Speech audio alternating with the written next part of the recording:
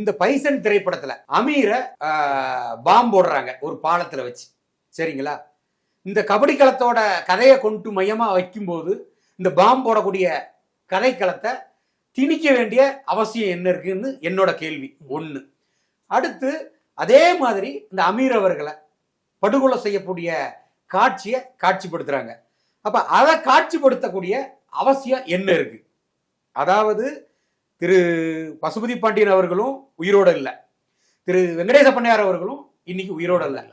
ஆனால் இன்னைக்கு நீங்க காட்சிப்படுத்தின பசுபதி பாண்டியன் அப்படிங்கிற அந்த கேரக்டரை நடிச்ச அமீர் அவர்களை படுகொலை செய்யப்பட்டதா சொல்லக்கூடிய ஆட்கள் இன்னைக்கு உயிரோட இருக்காங்க, சரிங்களா? யாரோ இறந்தவங்களோட நீங்க வரலாற நீங்க காட்சிப்படுத்துறேன்னு சொல்லி ஒரு படுகொலையை நீங்க காமிக்கும் போது அதுல காவல்துறையினரால வழக்குல இருக்கக்கூடிய நபர்கள், சரிங்களா, அது 10 பேரா இருக்கலாம், 12 பேரா இருக்கலாம், 15 பேரா இருக்கலாம், அல்லது இதை பண்ணுங்கன்னு சொன்னவங்களா இருக்கலாம், அவங்கெல்லாம் இன்னைக்கு உயிரோட இருக்காங்க.